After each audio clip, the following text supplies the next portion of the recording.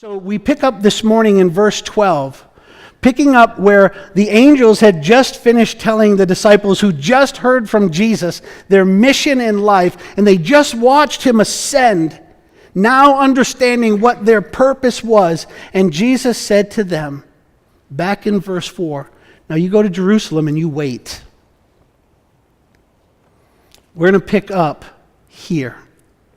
And my prayer is that every one of us will see what it is to be the church as described and empowered by God in His Word through the first chapter of Acts, the literal beginning of the church defined by God in His Word. Friends, Jesus told the disciples to go wait in Jerusalem. The resurrected and now ascended Christ said, "Go wait. My Spirit is going to come and fill and change you." My prayer, friends, is that as we come to understand what it is to be the church, we will first recognize that we can't even come to the table unless we've been drawn by the Lord. That's John 6:44. That we will come to recognize that we are not the church as we stand in our own power. We are only the church when we are filled with His. That's Acts 1:8.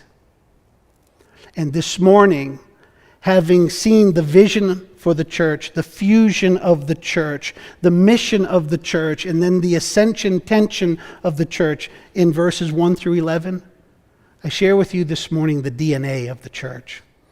My prayer is that you will be forever connected to Acts 1, verse 14.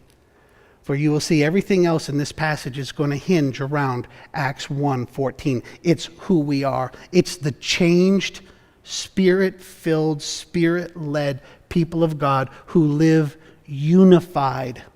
Unified in our passion, unified in our promises, unified in our purpose, unified in our perspective.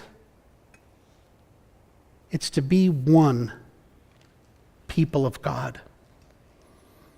I shared with you last week that God has a power-filled people and a purposed plan.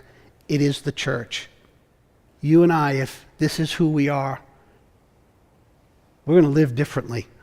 We're going to be radical examples of love and light.